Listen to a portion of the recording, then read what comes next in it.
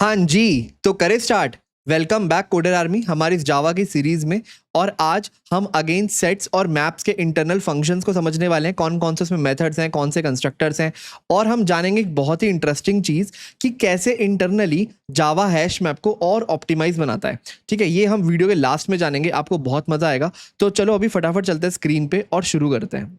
हाँ जी, तो बात करते हैं सबसे पहले अपने सेट इंटरफेस की। और हमें पता है इसमें हमारी हायरार्की कैसी दिखती थी। हमारे पास होता था आइटरेबल इंटरफेस, उसके नीचे हमारा आता था कलेक्शन इंटरफेस, और उसी के नीचे आ जाता था हमारा सेट इंटरफेस। राइट, कुछ ये हायरार्की थी। और हमने ये भी देखा था कि सेट इंटरफेस के नीचे हमारे पास किस किस तरह के सेट थे। हमारे पास था hash set, linked hash set और हमारा ट्री सेट। ठीक है, ओके। अगर मैं उन तीनों की भी हायरार्की बताऊं तो वो कुछ इस तरह दिखती है कि लेट से सेट से डायरेक्टली हमारा एक्सटेंड करता है हैश सेट। ठीक है, और हैश सेट से ही एक्सटेंड करता है हमारा लिंक्ड हैश सेट। और हम डायरेक्टली बोल देते थे कि हमारा जो ट्री सेट होता है वो यहां से एक्सटेंड करता है हमारे सेट इंटरफेस से। पर ऐसा नहीं होता। सेट इंटरफेस और ट्री सेट के बीच में भी दो नए इंटरफेसेस आते हैं, ठीक है, जिनसे हमारा ट्री सेट एक्सटेंड करता है। और ये जरूरी क्यों है? क्योंकि जो हमारा ट्री सेट है वो उन दोनों इंटरफेसेस है जो इसके अभी ऊपर आएंगे, उन दोनों के मेथड्स को भी इंप्लीमेंट करने का काम करता है। राइट, उन दोनों के मेथड्स भी ओवरराइड करता है। तो वो कौन कौन से दो इंटरफेसेस है? सेट से एक और इंटरफेस एक्सटेंड करता है जिसको हम बोलते हैं सॉर्टेड सेट। उससे एक और इंटरफेस एक्सटेंड करता है जिसको हम बोलते हैं नेविगेबल सेट। और फाइनली यहाँ पे इसके नीचे हमारा क्लास आती है जिसको हम बोलते हैं अपनी ट्री सेट। ठीक है, ट्री सेट जो इन सब को ओवरराइड करती है। बेसिकली वो नेविगेबल सेट के मेथड को भी डिक्लेयर करेगी, डिफाइन करेगी, सॉर्टेड सेट के मेथड को भी डिफाइन करेगी, और हमारे सेट, कलेक्शन, आइटरेबल सब के मेथड्स को डिफाइन करेगी। ठीक है, तो ये है हमारी पूरी की पूरी हायरार्की। जनरली हम इन दोनों की बात नहीं करते क्योंकि ये इतने इंपॉर्टेंट नहीं है, बस बेसिक इंटरफेसेस हैं जो कुछ मेथड्स प्रोवाइड करते हैं। जनरली हम डायरेक्टली बोल देते हैं कि ये तीनों तो इंटरफेसेस हैं। हैश सेट हमारी इंप्लीमेंट करता है सेट इंटरफेस को, और लिंक्ड हैश सेट उसी हैश सेट को एक्सटेंड करता है। राइट, अब यहाँ पे हमारे अगेन दो इंटरफेसेस आते हैं, तो आप बोल सकते हो ये दोनों भी हमारे इंटरफेसेस हैं, इंटरफेसेस। ठीक है, एक है हमारा सॉर्टेड सेट, एक है हमारा नेविगेबल सेट, और फाइनली हमारा आ जाता है ट्री सेट। अब ट्री सेट को बहुत सारे मेथड्स मिलते हैं इन दोनों से, इसलिए कभी कभार ये जानना जरूरी होता है कि कौन सा मेथड इससे आया है और कौन सा मेथड हमारा नेविगेबल सेट से आया है। ठीक है, अब देखो एक बहुत ही इंटरेस्टिंग चीज। हमें पता है कि जो सेट इंटरफेस है ना, इसके ऊपर कलेक्शन इंटरफेस आता है और उसके ऊपर आइटरेबल इंटरफेस आता है। और सेट इंटरफेस से पहले जब हमने अबाउट लिस्ट इंटरफेस देखा था तो हमें पता था कि लिस्ट के पास भी अपने खुद के बहुत सारे मेथड्स होते हैं जो कि बाकी लिस्ट ओवरराइड करती है। जैसे कि हमारी एरे लिस्ट हो गया, हमारी लिंक लिस्ट हो गया, वो सारे मेथड्स ओवरराइड करती है जो हमारे लिस्ट इंटरफेस में होते हैं। राइट, अब इंटरेस्टिंग चीज ये है कि ये जो सेट इंटरफेस है ना, इसमें अपने खुद का कोई ऐसा मेथड नहीं है जो स्पेशल है। राइट, तो वो सारे मेथड हमारे कलेक्शन इंटरफेस और उससे ऊपर आइटरेबल इंटरफेस से लेता है। सेट के पास अपने खुद के ऐसे कोई मेथड्स नहीं है। क्यों नहीं होंगे सेट के पास अपने खुद के ऐसे मेथड्स? क्योंकि कोई जरूरत ही नहीं है। ऑलमोस्ट कलेक्शन में वो सारे मेथड्स आ जाते हैं जिस पे सेट काम करता है। हमें पता है ऐड मेथड हमारे कलेक्शन में ही है, रिमूव मेथड भी कलेक्शन में है, कंटेन्स मेथड भी कलेक्शन में है। अब इसके अलावा जो हमारे बेसिक ऑपरेशंस होते हैं जैसे क्लियर, इज, एम्प्टी, साइज, ये सब भी हमारे कलेक्शन के अंदर ही आ जाता है। तो सेट को अपने कोई खुद का मेथड डिफाइन करना ही नहीं पड़ता। तो ये बहुत इंटरेस्टिंग चीज़ है हमारे इनहेरिटेंस और पॉलीमॉर्फिज्म की, कि हमें कुछ और रिमेंबर ही नहीं करना। जो मेथड्स हमने कलेक्शन में पढ़े हैं उसके वो सारे मेथड्स हमारे हैश सेट और लिंक्ड हैश सेट में आ जाते हैं। इनको सेट इंटरफेस से कोई नया मेथड नहीं मिलता जो इनको ओवरराइड करना पड़ेगा। ठीक है, बहुत बढ़िया। तो सारे जो नए मेथड्स हैं जिसके बारे में पढ़ना है वो है सिर्फ ट्री सेट में, क्योंकि उसके पास नेविगेबल सेट और सॉर्टेड सेट से बहुत सारे नए मेथड्स मिलते हैं। जैसे कि हमने रेंज क्वेरी करनी हो, कोई लोअर एलिमेंट, फ्लोर एलिमेंट या हायर एलिमेंट वगैरह निकालना हो, वो सब भी हम देखेंगे। पर मेनली हैश सेट और लिंक्ड हैश सेट के पास ऐसे कोई और नए मेथड्स नहीं है एक्सेप्ट कलेक्शन और आइटरेबल इंटरफेस के, जो हमने पहले ही देखा हुआ है। तो फटाफट एक बार कोड पे चलते हैं और एक बार अपना सेट डिक्लेयर करते हैं। हाँ जी, तो देखो मैंने demo.java करके खाली फाइल बना रखी है, और मुझे आपको क्या बताना है? सबसे पहले बताना है कंस्ट्रक्टर्स ऑफ किसके? हम सबसे पहले हैश सेट और लिंक्ड हैश सेट के बारे में देखने वाले हैं, लिंक्ड हैश सेट। और बाद में हम ट्री सेट की बातें करेंगे क्योंकि इसके पास खुद के स्पेशल बहुत सारे मेथड्स हैं। इनके पास खुद के और कोई तो नए मेथड्स हैं नहीं, तो हम इनके पहले कंस्ट्रक्टर देख लेते हैं। ठीक है, ओके। तो लेट से मेरे को एक सेट डिक्लेयर करना है, set of, let's say integer ही बोल लेता हूँ, सेट ऑफ इंटीजर, और let's say small set equal to new hash set. तो एक तो ऑब्वियसली मेरे पास आ गया खाली कंस्ट्रक्टर। उससे पहले अगेन मैं यहाँ पे स्टार इंपोर्ट कर लेता हूँ ताकि कोई एरर ना आए। ठीक है, तो देखो सबसे पहले तो ऑब्वियसली हमारा हो गया एक एम्प्टी कंस्ट्रक्टर जो कुछ नहीं लेता, राइट। तो अंदर से क्या करता होगा, एक सेट बनाता होगा, और वो कितने साइज का होता होगा, हमने पिछली वीडियो में देखा था कि उसका इन जनरल जो स्टार्टिंग बकेट होती है वो 16 साइज की होती है, राइट। वो बाय डिफॉल्ट है, और अंदर से आपको पता है hash set hash map use कर रहा होता है, तो वो जो बकेट साइज़ है हमारा, जो एरे का साइज़ है वो 16 का होता है। ठीक है, और हमें पता है उसमें लोड फैक्टर वगैरह होता है। अगर हमारी जो बकेट साइज़ है वो ऑलमोस्ट 12 तक भर चुकी है तो हम क्या करते हैं, हम रीहैशिंग करते हैं, राइट। ये सब तो आपको पता है, तो इसको भी हम इग्नोर करते हैं। इसके अलावा हमारे पास एक और ओवरराइड है, वो है इनिशियल कैपेसिटी के साथ। इनिशियल कैपेसिटी, तो आप एक सेट ऐसे भी बना सकते हो, लेट से इसी को मैं कॉपी कर लेता हूँ। तो मैंने लिखा set of integer equal to new set, या कुछ इस तरीके से मैंने सेट 2 बनाया जिसमें मैंने एक इनिशियल कैपेसिटी दे दी 100 की, कुछ इस तरीके से। ठीक है, तो ये हमारी इनिशियल कैपेसिटी भी ले लेता है। अब एक और इंटरेस्टिंगली तीसरा तरीका है मेरे पास सेट को बनाने का, जिसमें मैं कैपेसिटी भी दे सकता हूँ, कैपेसिटी प्लस साथ में मैं ये भी दे सकता हूँ कि मेरा लोड फैक्टर कितना है, लोड फैक्टर। और आपको पता है बाय डिफॉल्ट लोड फैक्टर 0.75 यानी कि 75% का होता है। तो अगर मैं चाहूँ तो इसको पहले सेट 3 नाम ले लेता हूँ ताकि एरर ना आए। मैं दे सकता हूँ लेट से मेरी इनिशियल कैपेसिटी 100 और लोड फैक्टर है लेट से 0.8f, और ये मुझे फ्लोट में देना पड़ेगा, तो मैं इसको फ्लोट में वैल्यू दे दी लोड फैक्टर। तो पहले बाय डिफॉल्ट 75% होता है, मैंने बोला 80%। तो इसका मतलब अगर जो मेरी इनिशियल बकेट की लिस्ट है, जब तक वो 80% फुल नहीं होगी तब तक मैं अपने बकेट को रीहैश नहीं करूंगा, राइट। अगर ये सब आपको समझ नहीं आ रहा कि लोड फैक्टर क्या होता है, इनिशियल कैपेसिटी क्या होती है, तो आप लास्ट वीडियो देख सकते हो जिसमें हमने hash set, linked hash set और उसके इंटरनल आर्किटेक्चर की बात की है। ठीक है, वो वीडियो मैं अटैच कर दूंगा। अब ऑब्वियसली हमारे पास हर कलेक्शन को बनाने का एक चौथा तरीका तो होता है, using another collection, using another collection. तो ये क्या है, ये बेसिकली ये है कि लेट से हमने कॉपी किया इसको और हमने एक नया बेसिकली कलेक्शन, अपना नया सेट बनाया, इसको हम बोलते हैं सेट 4। और ये कैसे बनाया होगा, लेट से एक नए कलेक्शन को मैंने लिस्ट डॉट ऑफ करके एक लिस्ट ले ली होगी 1 2 3 4 5 6 7 8 9 मान लेते हैं 9 एलिमेंट्स की, और वो सब एलिमेंट्स किस में चले गए होंगे, हमारे सेट 4 में।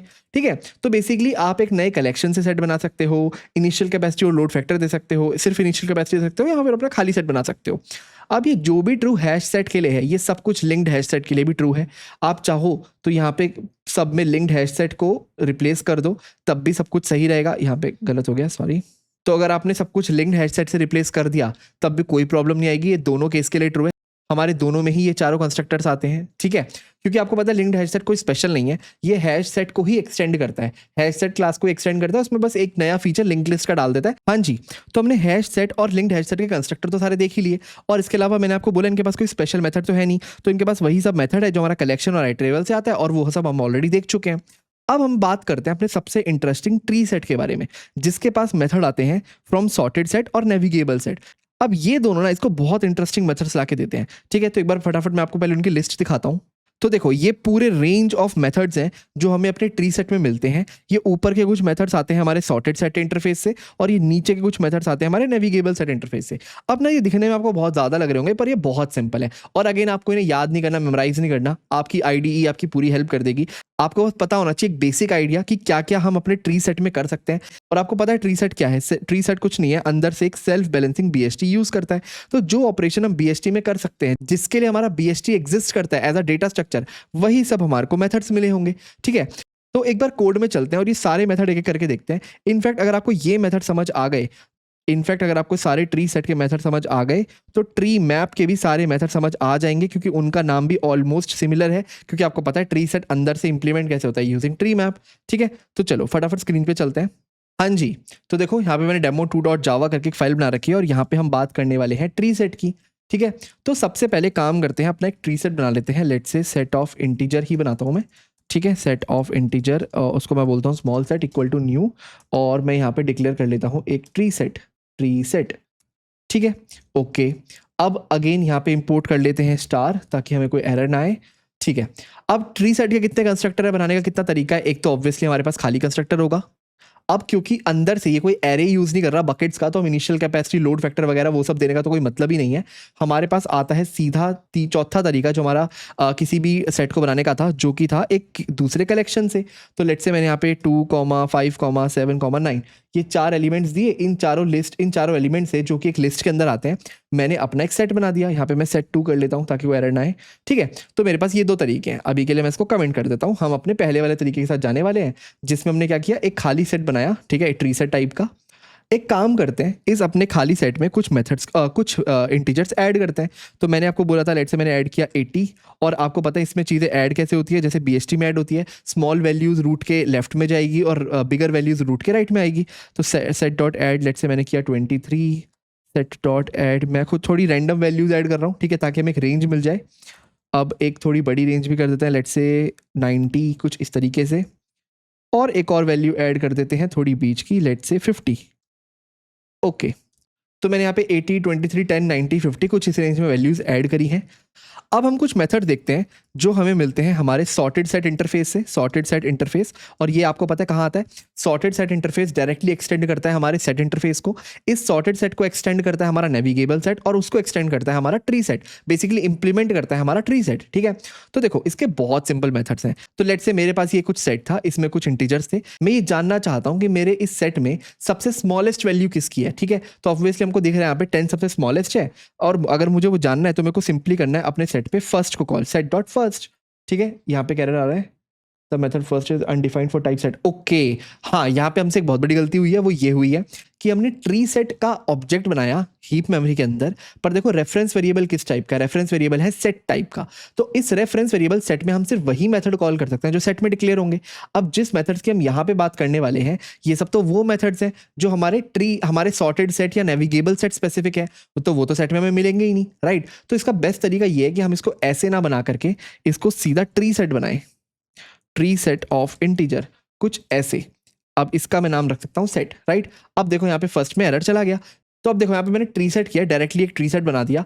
अब ट्री सेट तो यहाँ पे क्लास है, ठीक है। अब इसमें मैं जो भी मेथड कॉल करूंगा वो सब यहाँ पे एग्जिस्ट करते होंगे, राइट। तो ये मैं कर सकता हूँ। इसके अलावा मैं चाहूँ तो यहाँ पे मैं नेविगेबल सेट टाइप का ऑब्जेक्ट भी बना सकता हूँ। देखो उसमें मुझे कोई एरर नहीं आएगा, क्योंकि अगेन ये सारे मेथड आ कहाँ से रहे हैं, सॉर्टेड सेट से आ रहे हैं, जो कि उससे भी ऊपर है।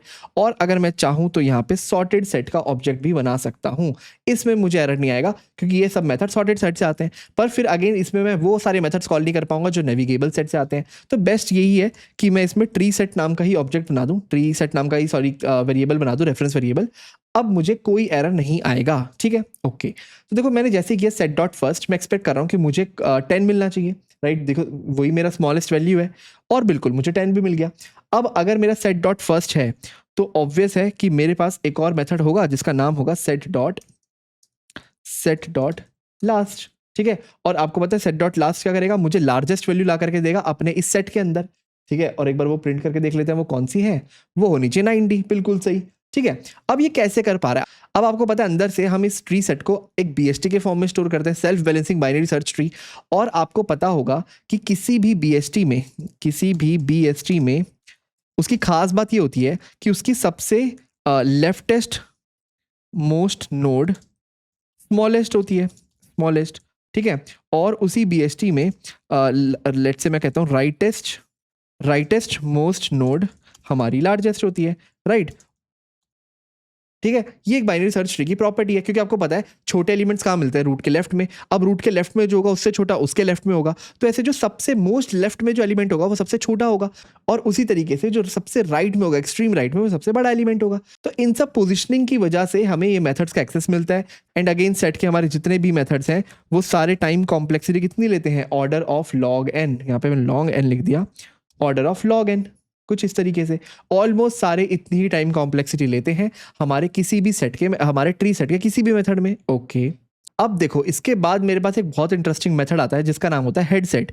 तो बेसिकली मैं लिख सकता हूँ अपने सेट डॉट हेड सेट, ठीक है। अब देखो ये क्या एक्सपेक्ट कर रहा है, ये मुझसे एक एलिमेंट एक्सपेक्ट कर रहा है। मैं इसको इनमें से कोई भी एलिमेंट दे सकता हूँ जो मैंने अपने सेट में डाला है। फॉर एग्जाम्पल मैंने यहाँ पे इसको दिया 90, ठीक है। 90 तो सबसे बड़ा एलिमेंट है, तो लेट से इसको हम देते हैं यहाँ पे 80, कुछ 80 दे देते हैं, ठीक है। अब हेडसेट क्या करता है, मुझे वो सारे एलिमेंट ला करके देता है जो 80 से स्ट्रिक्टली लेस है, ठीक है। तो 80 से कम कौन कौन से एलिमेंट है, 23 है, 10 है और 50 है। तो मुझे 3 एलिमेंट्स की लिस्ट ला के देगा। अगर मैं इसको प्रिंट करूंगा तो मेरी स्क्रीन पे प्रिंट हो जाएंगे, देखो 10, 23, 50। अब ऑब्वियसली ये मुझे 80 ला करके नहीं देगा क्योंकि 80 इंक्लूडेड नहीं है, 80 इंक्लूसिव नहीं है, तो स्ट्रिक्टली लेस होना चाहिए। अब इसका उल्टा वर्जन भी एग्जिस्ट करता है, जैसे मैंने बोला हेडसेट है, मेरे पास टेल सेट भी है, तो मैं लिख सकता हूं let's say set dot tell set, जिसमें मैं अगर एक नंबर दूं लेट्स से 80, तो मुझे कौन से एलिमेंट्स लाके देगा? वो सारे एलिमेंट्स जो 80 से बड़े हैं या 80 के बराबर हैं। तो इसमें 80 इंक्लूसिव है, इसमें हमारा जो फ्रॉम एलिमेंट है जो कि ये पैरामीटर ले रहा है इज इंक्लूसिव, और ऊपर वाले में वो एलिमेंट इंक्लूसिव नहीं है, राइट? वो से स्ट्रिक्टली लोअर ला के देता था हेडसेट में। तो अगर मैं इसे चला के दिखाऊं तो मुझे मिलना चाहिए 80,90, बिल्कुल। तो देखो हेडसेट हो गया कि लोअर एलिमेंट सारे मिल जाए स्ट्रिक्टली, टेल सेट हो गया कि हमें उससे हायर एलिमेंट मिल जाए विद इंक्लूसिविटी, राइट? इसके अलावा ऑब्वियसली हम एक रेंज ऑफ एलिमेंट में मिल सकते हैं, हम यूज करते हैं उसके लिए लेट्स से उसका नाम है सबसेट। तो मैं लिख सकता हूं अपने सेट पे सेट डॉट सबसेट, ठीक है। और यहाँ पे मुझे फ्रॉम एलिमेंट और टू एलिमेंट देना है, तो लेट्स से मुझे किस रेंज में सारे नंबर्स चाहिए? लेट्स से मुझे 23 से 80 तक के नंबर्स चाहिए, तो मैं यहाँ पे लिखता हूँ 23 और यहाँ पे लिखता हूँ 80। अब इस पे कौन सा इंक्लूसिव है कौन सा एक्सक्लूसिव है? देखो from element is inclusive and to element is exclusive, तो यहाँ पे हम लिख सकते हैं कि from element is inclusive and to element is exclusive, ठीक है। तो हमने मेंशन कर दिया। तो अगर हमें पता है कि टू एलिमेंट एक्सक्लूसिव है तो 80 तो आएगा नहीं, लेकिन 23 जरूर आएगा। अब 23 से 80 के बीच में और कौन कौन है? 23 है, 50 है और फिर सीधा 80 है। तो हमें लगता है कि हमारा रिजल्ट 23 और 50 आना चाहिए। तो एक बार से चला के देखते हैं, 23 और 50 बिल्कुल सही, राइट? ये तो ऊपर वाला प्रिंट हो रहा है। ओके, इसको कमेंट कर लेते हैं, ठीक है। तो देखो ये वो सब मेथड है जो हमारे सॉर्टेड सेट इंटरफेस से आते हैं, जो कितने सिंपल है, फर्स्ट लास्ट, और हमें पता है हेड सेट, टेल सेट और सबसेट, ठीक है। ओके, अब इन सबको हम कमेंट कर देते हैं और मूव करते हैं उन सारे मेथड्स की जो हमें मिलते हैं फ्रॉम नेविगेबल सेट, जो कि एक अनदर इंटरफेस है जो किसको एक्सटेंड करता है? हमारे सॉर्टेड सेट को, ठीक है। तो एक बार वो सब देख लेते हैं। अब देखो ये भी ना बहुत सिंपल है। मेरे पास सबसे पहले एक मेथड है सेट डॉट लोअर, जो कि एक इंटीजर वैल्यू लेता है। लेट से मैंने इसको वैल्यू दी 80, ठीक है, 80। अब ये मुझे कौन सा नंबर ला के देगा? ये मुझे वो सबसे बड़ा नंबर ला करके देगा जो 80 से छोटा है। ओके, क्या मतलब? इसका मतलब ये largest number smaller than 80, right? तो ऐसा कौन सा नंबर है जो 80 से छोटा है पर सबसे बड़ा ऐसा नंबर है, राइट? और मुझे लगता है वो सबसे बड़ा नंबर है 23, क्योंकि देखो 80 से छोटे नंबर कितने हैं? 23 है और 10 है और 50 है, और इन तीनों में लार्जेस्ट क्या है? 50। तो मुझे यहाँ पे आंसर मिलना चाहिए 50। तो अगर मैं इसे प्रिंट करके देखूं तो मुझे मिल गया 50, ठीक है। अब ये सब चीजें ना बहुत काम आती है जब हमें किसी नंबर से nearest lower number, nearest higher number चाहिए होता है। अब यहाँ पे हमारे पास एक और मेथड आता है जिसका नाम होता है सेट डॉट फ्लोर, और ये भी एक नंबर लेता है। लेट से मैंने इसको नंबर दिया 80। अब ये मुझे ला करके देगा ग्रेटेस्ट एलिमेंट लेस देन और इक्वल टू जो भी मैंने यहाँ पे नंबर पास किया हुआ है, लेट से 80, ठीक है। अब लोअर मुझे सिर्फ ऐसा लार्जेस्ट नंबर ला करके देता था जो 80 से छोटा है, ये ला करके देता है जो 80 से छोटा है या बराबर है। क्या मतलब इसका मैं बताता हूं। सेट डॉट फ्लोर 80 अगर मैं करूंगा तो मुझे आउटपुट आना चाहिए 80, क्योंकि 80 इज द लार्जेस्ट नंबर जो 80 से छोटा या बराबर है, ठीक है। पर यहां पे जब मैंने इसको किया था तो मुझे आंसर आया था 50, राइट? क्योंकि वो 80 नहीं ला सकता था, वो हमें हमेशा कौन सा नंबर ला के देगा? Smaller than 80, right? अभी स्मॉलर देन 80 ला सकता है, इक्वल तो नहीं, राइट? इसलिए मुझे यहाँ पे मिला था 50। देखो ऊपर मिला 50, नीचे मिला 80। अब इसका फायदा क्या है? फायदा ये है कि अगर मैं सबसे स्मॉलेस्ट नंबर दूं 10, दोनों में अगर मैंने यहाँ पे दिया 10 और यहाँ पर पे भी दिया 10, तो मुझे सेट डॉट लोअर ला करके देगा नल, क्योंकि 10 से छोटा कोई नंबर है ही नहीं, लेकिन सेट डॉट फ्लोर ला करके मुझे 10 ही दे देगा। ओके, इसको देख लेते हैं एक बार। बिल्कुल, देखो ऊपर आ गया नल, नीचे आ गया 10। तो ये दोनों मेथड हो सकता है कभी किसी किसी को सिमिलर लगे, पर इन दोनों में बहुत फर्क है। एक है लोअर, एक है फ्लोर वैल्यू, ठीक है। अब अगर लोअर और फ्लोर है तो हमारे पास हाइयर और सीलिंग भी है। तो बेसिकली मैं यहाँ पे लिख सकता हूँ higher, sorry set dot higher कुछ इस तरीके से, और लेट्स से एक नंबर पास करते हैं। नंबर हम पास करते हैं लेट्स से 80, ठीक है। तो मैंने यहाँ पे 80 ही पास कर दिया।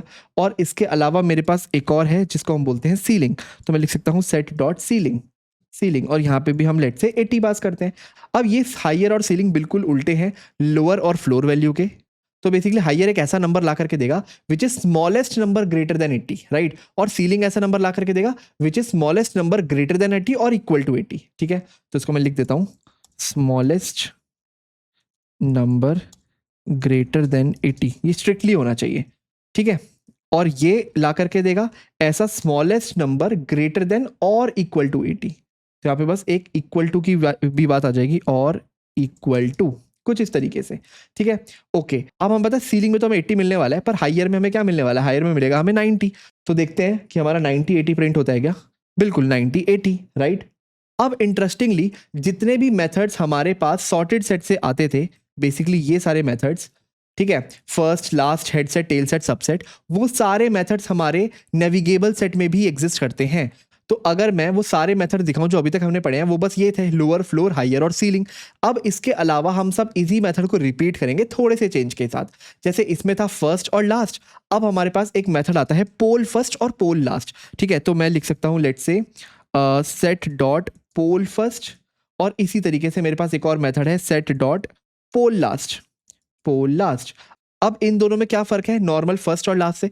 अब नॉर्मल फर्स्ट और लास्ट आपको सबसे छोटा और सबसे बड़ा नंबर रिस्पेक्टिवली लाके दे देते हैं, राइट, वो आपको बस रिटर्न कर देते हैं। बट पोल फर्स्ट और पोल लास्ट आपको सबसे छोटा और सबसे बड़ा नंबर सिर्फ रिटर्न नहीं करेंगे, बल्कि वो उस सेट से निकाल भी देंगे, पोल आउट कर देंगे, राइट। तो बेसिकली जब मैंने एक बार ये पोल फर्स्ट और पोल लास्ट प्रिंट किया होगा ना, तो मेरा सबसे छोटा नंबर विच इज 10 और सबसे बड़ा नंबर 90, ये दोनों मेरे सेट से निकल भी जाएंगे, ठीक है। इसका प्रूफ ये है। तो एक काम करते हैं, इसके बाद मैं दोबारा से प्रिंट करता हूँ set dot let's say first.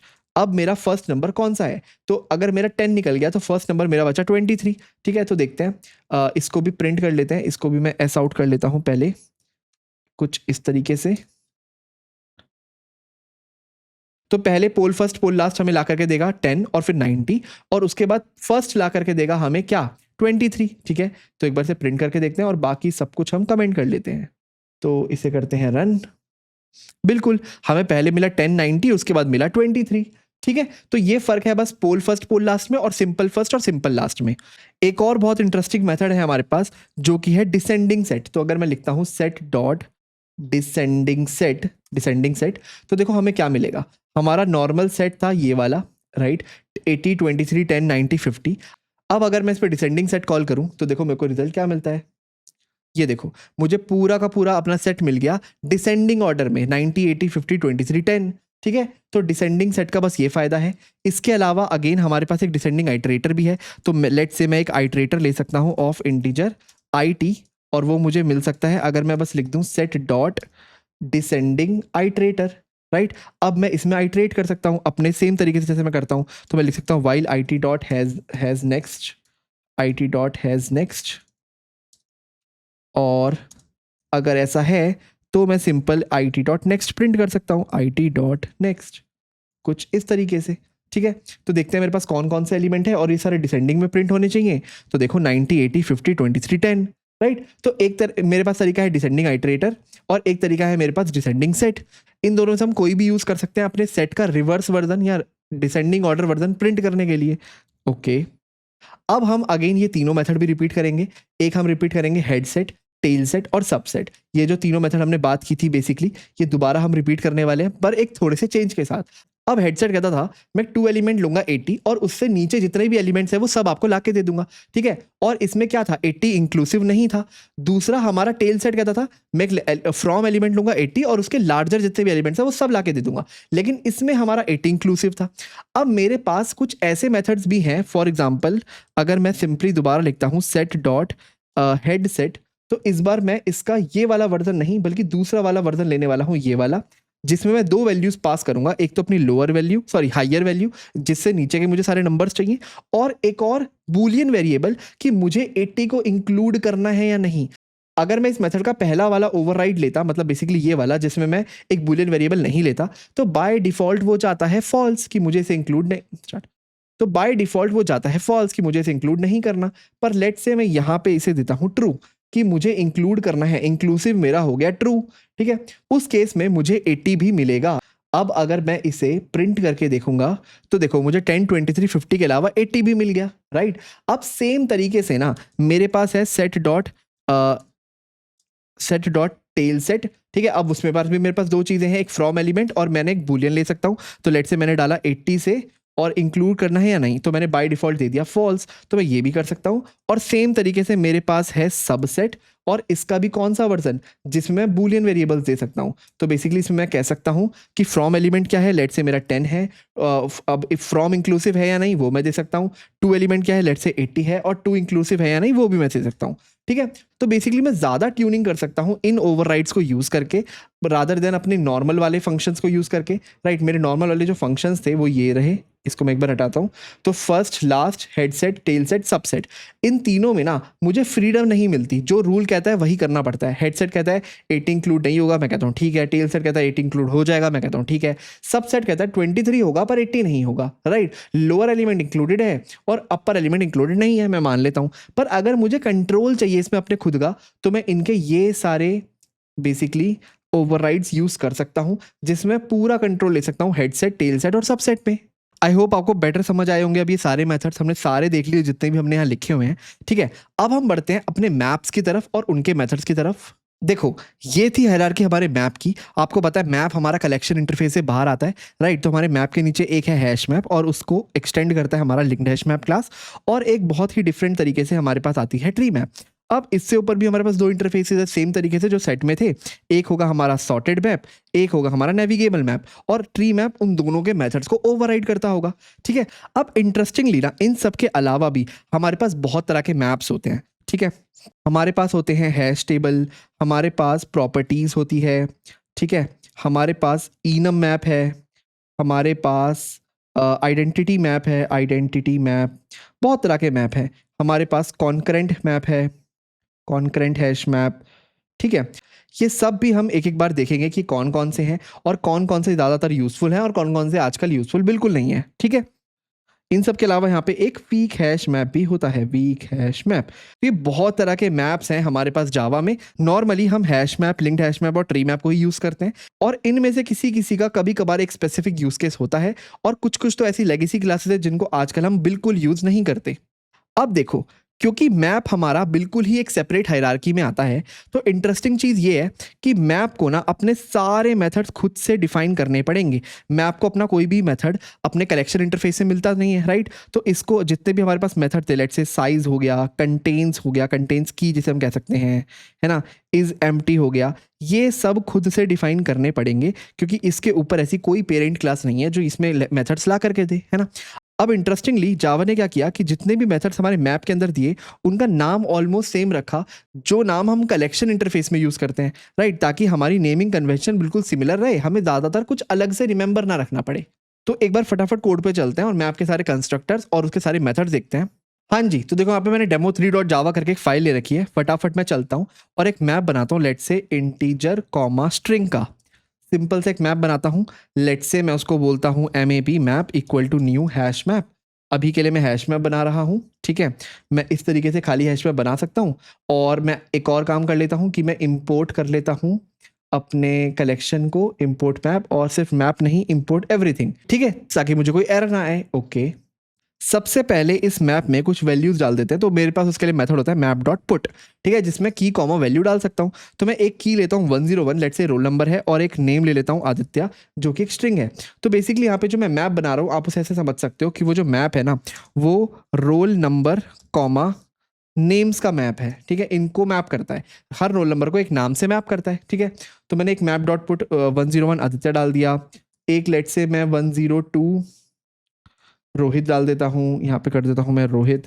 ठीक है, एक और मैं लेट से 103 रोहन डाल देता हूँ, कुछ इस तरीके से। यहाँ पे मैंने पहले से कुछ वैल्यूज डाल के रख दी 103, और यहाँ पे रख दिया रोहन, रोहन। ठीक है, अब देखो मेरे पास वो सारे मेथड्स हैं जो बहुत सिंपल है। एक अगर मेरे को साइज निकालना है तो मेरे पास मेथड है मैप डॉट साइज। ये आपको पता है मेरे को वापस क्या करेगा, मेरा मैप का साइज रिटर्न कर देगा, विच इज़ 3 राइट नाउ। इसके अलावा मेरे पास मेथड जो सिंपल सा था वो है मैप डॉट इज एम्प्टी, जो बता देगा कि मेरा मैप खाली तो नहीं है, इसका आंसर होगा फॉल्स। ये सब तो बेसिक बेसिक मेथड्स हैं जो हमारे कलेक्शन फ्रेमवर्क में भी थे, यहाँ पे भी इसका नाम सेम है, और आपको पता है इन्हें यूज़ कैसे करना है। ठीक है, तो मैंने यहाँ पे इन मेथड्स को भी ऐसे ही छोड़ दिया।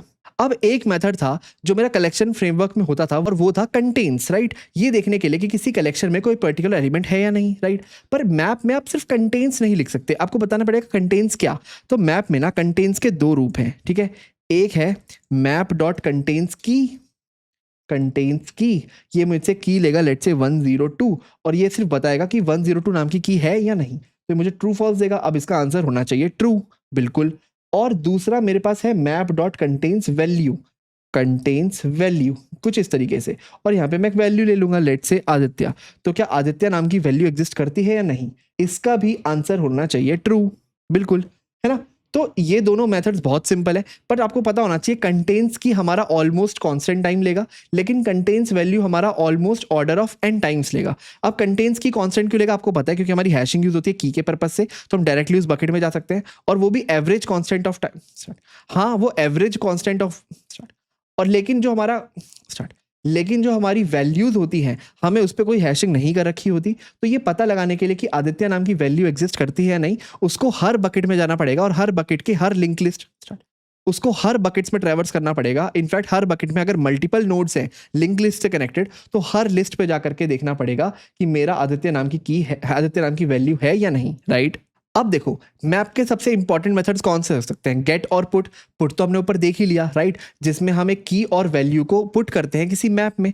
अब वैसे ही मेरे पास एक मेथड होना चाहिए मैप डॉट गेट, तो जो मुझसे की लेगा लेट से 101 और मुझे बताएगा, यहाँ पे मैप आएगा मैप डॉट गेट, है ना, और मुझे क्या करेगा मैप डॉट गेट 101 मुझे 101 की वैल्यू को ला के देगा। तो इस केस में मुझे आदित्य मिलना चाहिए,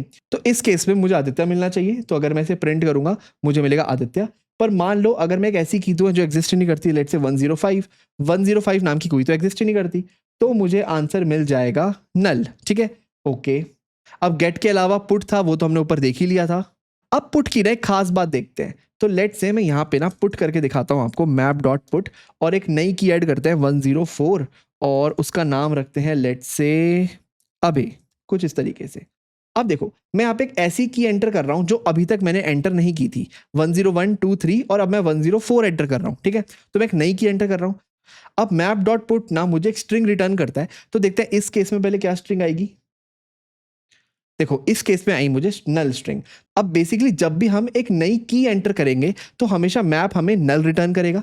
पर लेट से मैं एक एग्जिस्टिंग की डालता हूं 103, ठीक है, 103 पहले से एग्जिस्ट करता था, और मैंने लिखा मैप डॉट पुट 103 अभे। तो अभी हुआ क्या होगा, ये 103 वाले की में रोहन को अपडेट करके अभे डाल देगा, ठीक है। लेकिन इस केस में हमें रिटर्न वो क्या करेगा, पुरानी वैल्यू रोहन रिटर्न करेगा। अगर मैं इसको अब चला के देखूं तो देखो स्टार्ट, तो अगर मैं इसे चला के देखूं तो देखो मुझे रोहन रिटर्न में मिला। लेकिन अब अगर मैं मैप डॉट गेट करूंगा, अब अगर मैं करूंगा मैप डॉट गेट और यहाँ पे मैं गेट करूंगा 103 को, तो मुझे आंसर अभी मिलेगा ना कि रोहन, ठीक है, क्योंकि मेरी ऊपर वाली वैल्यू अपडेट हो गई है। तो ये हमें याद रखना है कि मैप डॉट पुट नल रिटर्न करता है अगर वो एक नई वैल्यू को एंटर करता है, और पुरानी वैल्यू रिटर्न करता है अगर वो एक पुरानी वैल्यू को अपडेट करता है। अब ऑब्वियसली इसके अलावा हमारे पास है मैप डॉट रिमूव, जो कि एक की ले लेता है लेट से 101। अब लेट से इसने 101 लिया और उस की को रिमूव कर देगा हमारे मैप से, ठीक है, तो ये भी बहुत सिंपल है। और हमारे पास एक और सिंपल सा मेथड होता है, वो की है मैप डॉट पुट ऑल। अब ये कुछ नहीं है, ये पुट का एक बल्क वर्जन है। अगर आपको बहुत सारी वैल्यूज की वैल्यूज के पेयर एक साथ पुट करने हैं तो आप पुट ऑल को यूज कर सकते हो। उसके लिए हमारे पास एक दूसरा मैप होना चाहिए, राइट। उस लेट से मैंने एक और मैप बना रखा है सेम इंटीजर कॉमा स्ट्रिंग का, और इसको मैं मैप 2 बोलता हूँ, मैप 2 यहाँ पे ऐसे आएगा, ठीक है। Let's say equal to new hash map, ठीक है।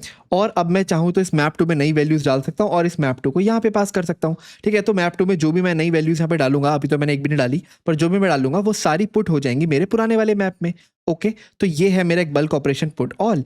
इसके अलावा मेरे पास एक बहुत ही बेसिक मेथड है मैप डॉट क्लियर, जो कि पता है आपको क्या करेगा, मेरे पूरे के पूरे मैप को क्लियर कर देगा। तो देखो आपको समझ आ गया होगा, ये सारे वही मेथड्स हैं जो ऑलमोस्ट हम पहले भी कलेक्शन फ्रेमवर्क में यूज करते थे, एक्सेप्ट यहाँ पे हम मैप डॉट ऐड की जगह मैप डॉट पुट बोलते हैं। और क्योंकि मेरे पास पुट है तो मेरे पास यहाँ पे एक और मेथड होता है मैप डॉट गेट, ठीक है। गेट पुट के अलावा बाकी सारे मेथड तो सेम है, साइज इज एम्प्टी, ठीक है, हमारे पास कंटेन्स की, कंटेन्स वैल्यू, ये सब भी हैं, और हमारे पास रिमूव भी है, और पुट ऑल भी है, और क्लियर भी है, ठीक है। अब हमारे पास आते हैं मैप के बहुत ही ज़रूरी मेथड्स, ठीक है, जो कई बार आपको बहुत काम आएंगे। सबसे पहले हमारे पास मेथड है मैप डॉट की सेट, ठीक है। अब देखो सबसे पहले देखते हैं इसका रिटर्न टाइप क्या है। इसका रिटर्न टाइप है set of integer. Set of integer क्यों? क्योंकि देखो हमारा जो मैप था ना उसमें कीज इंटीजर टाइप की थी, तो की सेट क्या करता है, हमारी जितनी भी कीज थी इस पूरे मैप में जो हमने इंसर्ट की थी उन सब कीज का एक सेट बना के दे देगा। तो उसमें 101, 102, 103 डाल देगा, है ना। सेट क्यों बनाएगा? क्योंकि हमें पता है हमारी कीज सारी यूनिक होती है, तो उन यूनिकनेस का सबको हमें एक सेट मिल जाएगा। तो मैं चाहूँ तो इसको एक set, let's say set of integer, let's say SET में कलेक्ट कर सकता हूँ, मैप डॉट की सेट। ठीक है, ओके। अब अगर मैं सेट को प्रिंट करूँ, आपको पता है टू स्ट्रिंग यहाँ पे ओवरराइड होता है, तो इस तरह चल जाएगा। तो मुझे पता है कि मेरे को अपने सारे मैप की कीज मिल जाएंगी। तो देखो 101, 102, 103 सेट के फॉर्म में मिल गई, बहुत बढ़िया। अब अगर मेरे पास कुछ इस तरीके का मेथड था मैप डॉट की सेट, तो क्या मेरे पास मैप डॉट वैल्यू सेट भी है क्या? बिल्कुल नहीं, मेरे पास मेथड है map dot values, right. Value set क्यों नहीं? क्योंकि ऑब्वियसली वैल्यूज तो रिपीटेटिव हो सकती है, वैल्यूज थोड़ी यूनिक है, तो इसलिए हमारे पास मेथड है मैप डॉट वैल्यूज, और ये इसका रिटर्न टाइप है कलेक्शन। तो ये हमें कलेक्शन रिटर्न करता है, कलेक्शन ऑफ स्ट्रिंग, क्योंकि हमारा जो वैल्यू है वो स्ट्रिंग टाइप की है। ठीक है, कलेक्शन क्यों रिटर्न करता है? क्योंकि डुप्लीकेट वैल्यूज हो सकती है, सेट रिटर्न नहीं कर सकता, तो एक रैंडम कलेक्शन रिटर्न करता है, लेट्स से कलेक्शन, और उसको मैं स्ट्रिंग टाइप की कलेक्शन सी में कलेक्ट कर सकता हूँ कुछ इस तरीके से, और मैं चाहूँ तो अपनी पूरी कलेक्शन को प्रिंट करके भी देख सकता हूँ। ठीक है, तो इसको चला के देखते हैं एक बार। देखो आदित्य, रोहित, रोहन, मेरे को सारी वैल्यूज मिल गई। ठीक है, तो मेरे पास ये भी एक मेथड है जो कि बहुत ज़रूरी है। अब अगर मेरे पास की सेट है, वैल्यूज है, क्या ऐसा भी कोई मेथड है जो मुझे इस मैप के अंदर की सारी एंट्रीज ला करके दे दे? बेसिकली एक तो या तो मुझे कीज मिल रही थी या तो मुझे वैल्यूज मिल रही थी, पर मुझे की वैल्यू पेयर चाहिए। 101 आदित्य, 102 रोहित, 103 रोहन। क्या ऐसा कोई मेथड है? आंसर है बिल्कुल है। अगर मैं करूं map dot entry set, entry set, तो हमें वही मिलेगा जिसका हम वेट कर रहे थे। और ये रिटर्न क्या करता है? देखो ये रिटर्न करता है एक सेट ऑफ टाइप एंट्री। ये कौन सा सेट है भैया? अभी बताता हूँ, पहले इसको हम रिसीव करते हैं, let's say set of type entry, और एंट्री किस टाइप की? इंटीजर कॉमा स्ट्रिंग टाइप की, जिसको मैं बोल सकता हूँ एंट्री, एंट्री, और मैं इसको कलेक्ट कर सकता हूँ। अब यहाँ पे पहले इसको हम लिखते हैं मैप डॉट एंट्री। ठीक है, यहाँ पे मेरा कोई एरर नहीं आया। अब ये क्या लिखा है मैंने, मैप डॉट एंट्री क्या होता है, तो मैं आपको बताता हूँ। तो देखो ये क्या होता है कि हमारा जो मैप इंटरफेस है उसके अंदर एक सब इंटरफेस एग्जिस्ट करता है, एंट्री। तो अगर मैं इसके अंदर जाऊँ तो देखो इंटरफेस एंट्री, और ये किसके अंदर आता है? हमारे मैप इंटरफेस के अंदर। आप देखोगे मैप डॉट जावा खुला हुआ है यहाँ पे, देखो सबसे ऊपर में गया तो आपको दिख गया इंटरफेस मैप। तो इस इंटरफेस मैप के अंदर एंट्री नाम की एक इंटरफेस होती है ऑफ की कॉमा वैल्यू, और एक एंट्री क्या रिप्रेजेंट करती है? इस मैप के अंदर एक की वैल्यू के पेयर को रिप्रेजेंट करती है। ठीक है, तो फॉर एग्जांपल 101 कॉमा आदित्य एक एंट्री है, 102 कॉमा रोहित एक एंट्री है, 103 कॉमा रोहन एक एंट्री है, और एंट्री भी ऑब्वियसली जेनरिक्स को यूज करती है। तो मैंने कहा कि मुझे एक सेट मिलेगा ऑफ मैप डॉट एंट्री। आपको पता है एंट्री अगर मैप के अंदर आती है तो हम उसको कैसे यूज करते हैं? मैप डॉट एंट्री करके। Of type integer comma string, क्योंकि देखो यहाँ पे हर पेयर एक इंटीजर कॉमा स्ट्रिंग का है। ठीक है, तो मुझे उन सबका एक सेट मिलेगा using map dot entry set. अब जो मुझे सेट की वैल्यूज मिलेगी वो क्या मिलेगी पता है? पहली वैल्यू होगी 101 कॉमा आदित्य, दूसरी होगी 102 कॉमा रोहित, और तीसरी होगी 103 कॉमा रोहन। तो मैं चाहूं तो उस पूरी एंट्री को प्रिंट करके देख सकता हूं।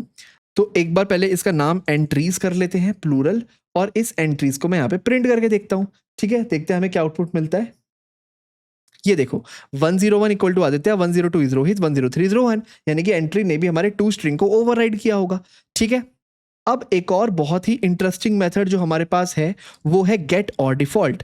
तो व्हाट इफ अगर मैं लिखूं system dot out dot print ln, let's say मेरे पास, तो लेट से मैं लिखता हूं 101, 102, 103 ये सब एग्जिस्ट करता है। तो आपको पता ही अगर मैं लिखता हूं मैप डॉट गेट 102 तो क्या होगा? मुझे उसकी वैल्यू मिल जाएगी, और अगर 102 एग्जिस्ट नहीं करता होगा तो मुझे नल मिलेगा। पर मेरे पास एक और मेथड होता है गेट और डिफॉल्ट, जिसमें मैं ये बता सकता हूं कि अगर 102 एग्जिस्ट नहीं करता होगा तो मुझे डिफॉल्ट वैल्यू क्या चाहिए? लेट से मुझे डिफॉल्ट वैल्यू चाहिए अननोन। हमारे केस में 102 तो एग्जिस्ट करता है, तो मुझे डिफॉल्ट वैल्यू नहीं बल्कि मुझे मिलेगा रोहित। मुझे मिला रोहित, बिल्कुल सही। पर अगर मैं मान लो मांग रहा हूं 105 को, ये तो एग्जिस्ट ही नहीं करता है ना। इस केस में मुझे नल नहीं मिलके मुझे मिलेगा अननोन, अननोन। ठीक है, तो ये बहुत काम आता है ये फंक्शन गेट और डिफॉल्ट। इनफैक्ट प्रोडक्शन में हम गेट से ज़्यादा गेट और डिफॉल्ट यूज़ करते हैं, क्योंकि इससे ना नल कंपैरिजन ईजी हो जाता है, हमें नल पॉइंटर एक्सेप्शन आने के चांसेस घट जाते हैं। क्योंकि अगर 105 नहीं मिला तो हम डिफॉल्ट वैल्यू अननोन पास कर देंगे, राइट। अब अगर हमारे पास एक गेट और डिफॉल्ट है तो पुट का भी तो एक अल्टरनेटिव होना चाहिए, और आंसर है बिल्कुल है। मेरे पास एक मेथड है put if absent. Put if absent. अब लेट से मैंने यहाँ पे डाला एक और नई की 104 कॉमा अभे। अब ये पुट इफ एब्सेंट है क्या? ओके, यहाँ पे पहले मेरे को लिखना पड़ेगा map dot put if absent. ठीक है, तो अब ये मेरा पुट इफ एब्सेंट है क्या? पुट इफ एब्सेंट कहता है कि अगर 104 ऑलरेडी एग्जिस्ट करता होगा तो मैं इस की को अपडेट नहीं करूंगा। लेट्स से 104 नहीं 103 करते हैं। ठीक है, क्या 103 ऑलरेडी एग्जिस्ट करता है? हाँ, रोहन एग्जिस्ट करता है। तो पुट इफ एब्सेंट तभी पुट करेगा वैल्यू को अगर 103 एग्जिस्ट नहीं करता होगा, पर क्योंकि वो एग्जिस्ट करता है तो इस नई वैल्यू को वो पुट नहीं करेगा, ऑलरेडी जो पड़ा था वही पड़ा रहेगा। पर अगर 103 एग्जिस्ट नहीं करता होता तो ये नई एंट्री बना देता 103 कॉमा अबे की, है ना। अब आप सोचो कि नॉर्मल पुट मेथड से कैसे अलग है। जो हमारा नॉर्मल पुट मेथड था वो आपको पता है हमेशा रिप्लेस करता था, ऑलवेज रिप्लेसेस। इवन दो हम 103 कॉमा अभे अगर पुट में पास करते तो वो क्या करता, इस 103 में रोहन को हटा के अभे डाल देता। पर पुट इफ एब्सेंट ऐसा नहीं करेगा, वो 103 में वही रहने देगा जो ऑलरेडी है रोहन, राइट। अगर 103 एग्जिस्ट नहीं करता होगा तो ही वो नई वैल्यू डालेगा, है ना। मैं यहाँ पे लिख सकता हूँ कि पुट इफ एब्सेंट जो है वो does not replace existing value. तो वो कुछ इस तरीके से बिहेव करता है। ठीक है, तो ये भी बहुत काम का मेथड है। पुट इफ एब्सेंट गेट और डिफॉल्ट ये दोनों ही बहुत काम के मेथड है प्रोडक्शन ओरिएंटेड। अब देखो ऑब्वियसली हमारे पास मैप में आता है एक रिमूव मेथड जो कि हमारे ऑब्जेक्ट क्लास से आता होगा। देखो वो एक ऑब्जेक्ट लेता होगा की, लेट्स से मैंने दिया की 101, तो 101 को रिमूव कर दो। ठीक है, ये तो ऑब्जेक्ट क्लास से आता होगा, कोई दिक्कत नहीं है। पर मेरे पास इसका एक ओवरराइड भी है जो की कॉमा वैल्यू दोनों लेगा, 101 और एक वैल्यू भी ले लेगा, लेट्स से आदित्य मान लो एग्जांपल के लिए। अब ये कौन सा रिमूव है? ये कहता है कि मैं तभी रिमूव करूंगा अगर ये दोनों की और वैल्यू मैच करेंगे। क्या ऐसी कोई की वैल्यू है कि 101 और आदित्य हो? बिल्कुल है, तो ये इसको रिमूव कर देगा। पर मान लो अगर मैंने यहाँ पे पास किया होगा 101 और कुछ और नाम, लेट्स से अभे, तो ऐसा कोई मैपिंग ही नहीं है 101 के अभे के साथ, तो ये उसको रिमूव नहीं करेगा। ठीक है, तो ये भी एक ओवरराइड है। अब इसके अलावा मेरे पास एक मेथड है मैप डॉट रिप्लेस, जिसके मेरे पास दो ओवरराइड्स हैं। एक लेता है की comma value, right, let's say 101 comma Sonu. ठीक है, तो मैंने यहाँ पे क्या लिया, एक की कॉमा वैल्यू लिया, और आपको पता है सिंपल वाला क्या करेगा, ये करेगा इस की 101 में सोनू को डाल देगा अगर ये ऑलरेडी एग्जिस्ट करती होगी तो 101 अगर ऑलरेडी था जिसमें आदित्य पड़ा था उसको रिप्लेस कर देगा एक नए नाम सोनू से। अब ये पुट से कैसे अलग है? अगर यहाँ पे लिखता पुट तो भी तो 101 से सोनू रिप्लेस हो जाता। ये इस तरह अलग है कि रिप्लेस कभी भी कोई नई की नहीं डालेगा अगर 101 एग्जिस्ट नहीं करता होगा। तो अगर मेरे पास 101 होता ही नहीं तो रिप्लेस यहाँ पे कुछ भी नहीं करता। लेकिन अगर यहाँ पे मैं लिखता पुट तो ये जो मेरा पुट है वो यहाँ पे नई वैल्यू डाल देता 101 की। ठीक है, तो आपको पता है पुट हमेशा नई वैल्यू डालेगा अगर वो एग्जिस्ट नहीं करती होगी, और अगर एग्जिस्ट करती होगी तो पुराने को अपडेट कर देगा। लेकिन रिप्लेस सिर्फ अपडेट का काम करता है, कभी भी नई वैल्यू डालने का नहीं। ठीक है, अब इसका एक और ओवरराइड है मैप डॉट रिप्लेस, और ये तीन चीजें लेता है मैप डॉट रिप्लेस, और वो है की, ओल्ड वैल्यू और न्यू वैल्यू। तो लेट्स से मैंने बोला 101 ओल्ड वैल्यू में दिया आदित्य और न्यू वैल्यू में दिया सोनू।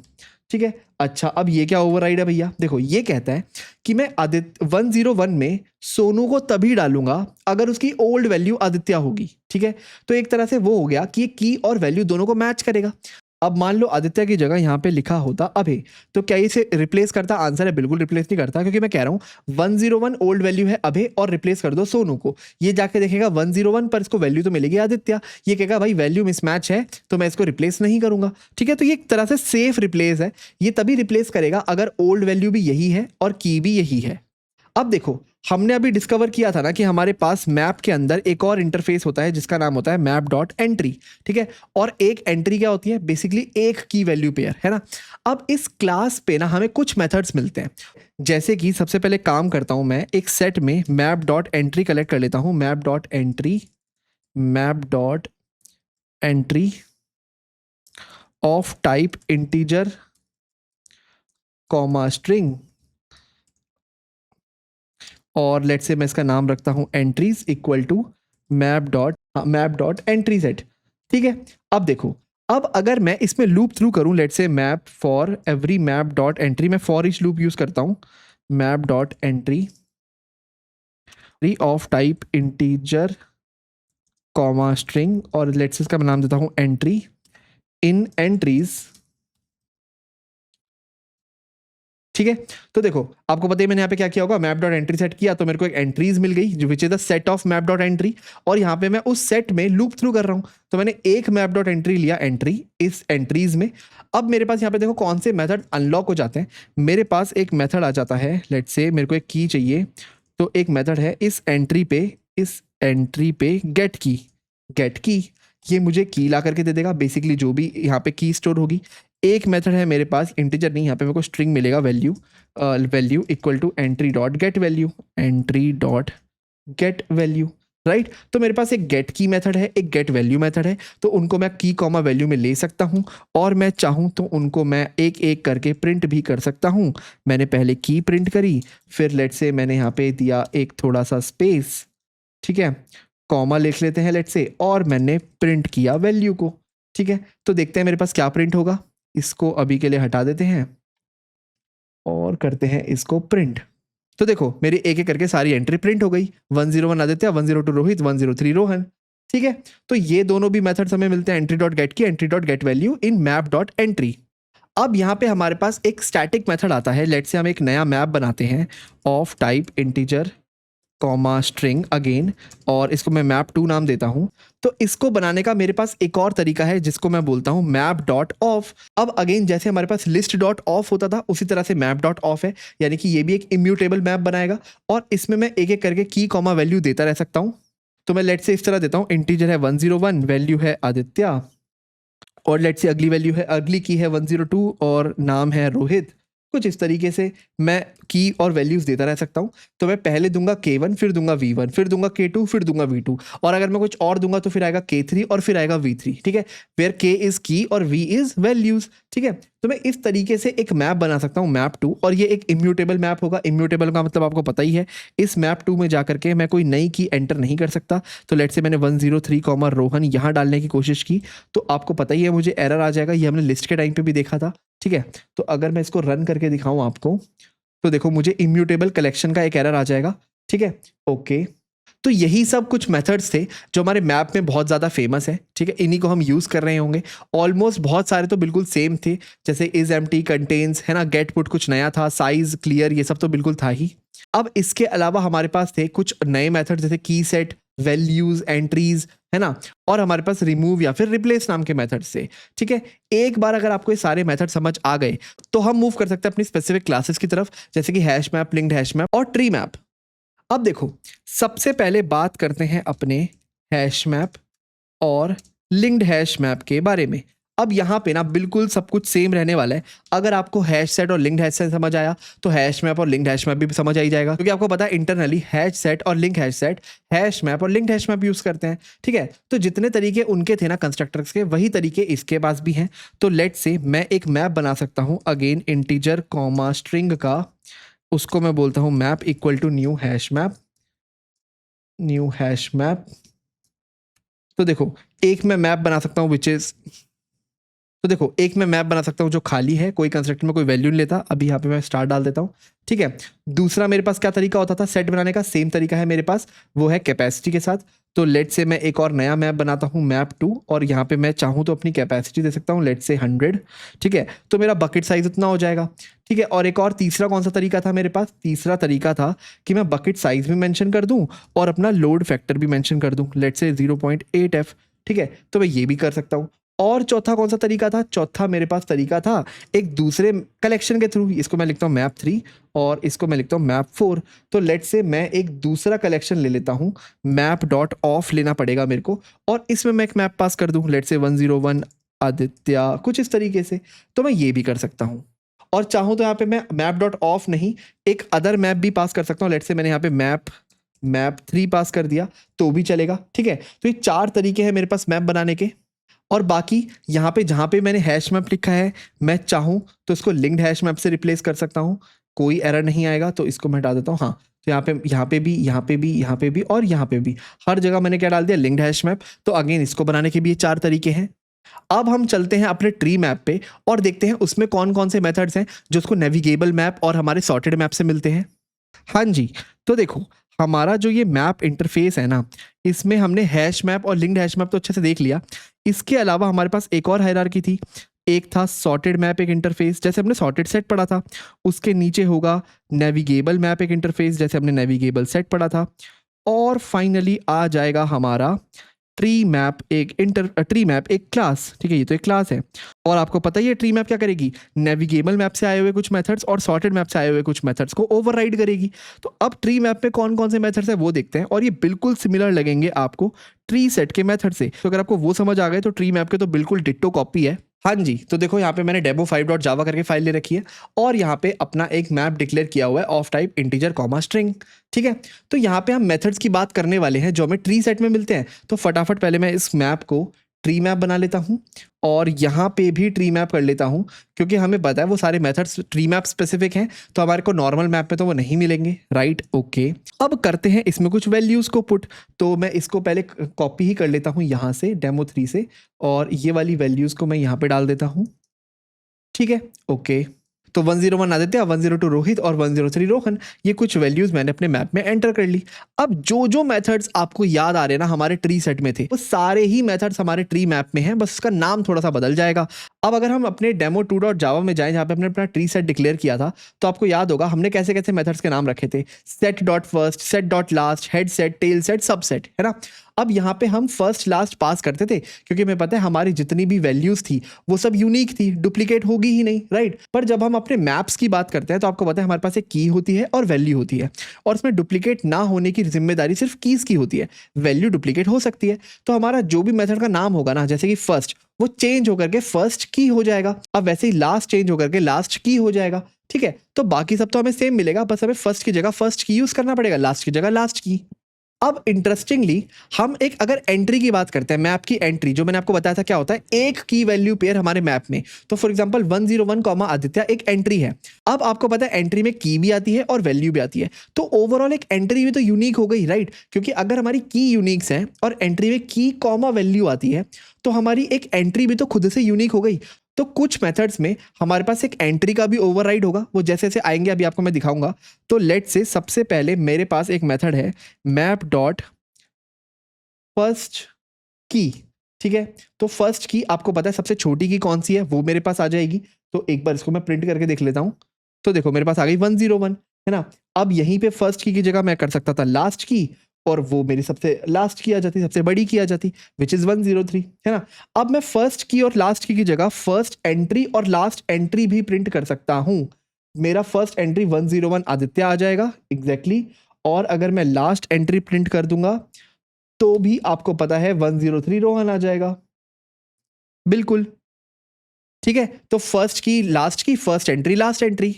अब हमारे पास यहाँ पे एक और मेथड है जो कि था हमारा मैप डॉट हेड सेट था। यहाँ पे हमारे पास मेथड है हेड मैप। ठीक है, अब अगर मैं यहाँ पे एक वैल्यू दूं, लेट से 103, तो आपको पता है क्या होगा, 103 से नीचे जितनी भी वैल्यूज हैं वो सब मुझे एक मैप में मिल जाएंगी, और उसको मैं प्रिंट कर दूंगा। तो अगर मैं आपको दिखाऊं तो ये देखो 101 आदित्य और 102 रोहित, ये मुझे एक मैप में मिल गए, और यहाँ पे 103 इंक्लूसिव नहीं था। अगर अब यहाँ पे हेड मैप की जगह मैं कर दूंगा टेल मैप, और यहाँ पे 103 की जगह लेट से 102 लिखूंगा, तो 102 इंक्लूसिव होगा। अगर मैं इसको प्रिंट करूं तो देखो मुझे 102 और 103 मिल गया। ठीक है, तो हेड मैप हो गया, टेल मैप हो गया। तीसरा अल्टरनेटिव क्या होगा, वहां पे मेरे पास था सबसेट, यहाँ पे है मेरे पास सब मैप। ठीक है, अब सब मैप में मैं क्या पास कर सकता हूं, तो मैंने एक पास करूंगा फ्रॉम की, लेट से 101, और एक पास करूंगा टू की 103। तो 101 से 103 की सारी वैल्यू चाहिए, और इसमें मुझे पता है फ्रॉम इंक्लूसिव होता है और टू मेरा एक्सक्लूसिव होता है, तो मुझे 101 और 102 की डिटेल मिलेगी। देख लेते हैं, देखो बिल्कुल 101 और 102।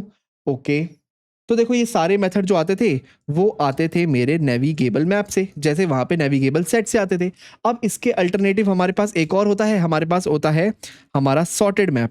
ठीक है, तो इसमें भी बहुत सारे मेथड्स हैं जो बिल्कुल सिमिलर है, जो हमने वहां यूज किए थे।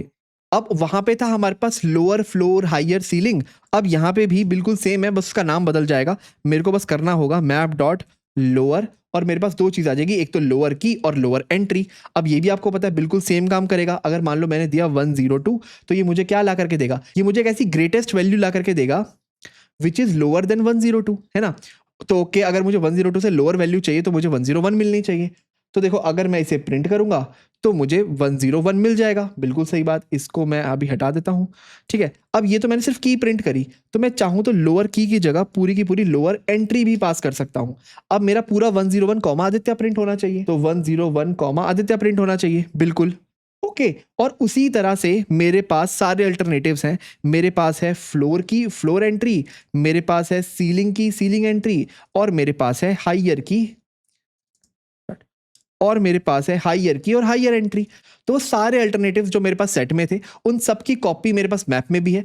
इनफैक्ट दो कॉपीज हैं, एक की के लिए और एक एंट्री के लिए।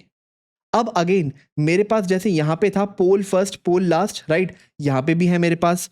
अगर मैं आपको दिखाऊं तो मैप डॉट पोल अगर मैं लिख दूंगा तो देखो पोल फर्स्ट एंट्री पोल लास्ट एंट्री, तो मेरे पास ये भी है।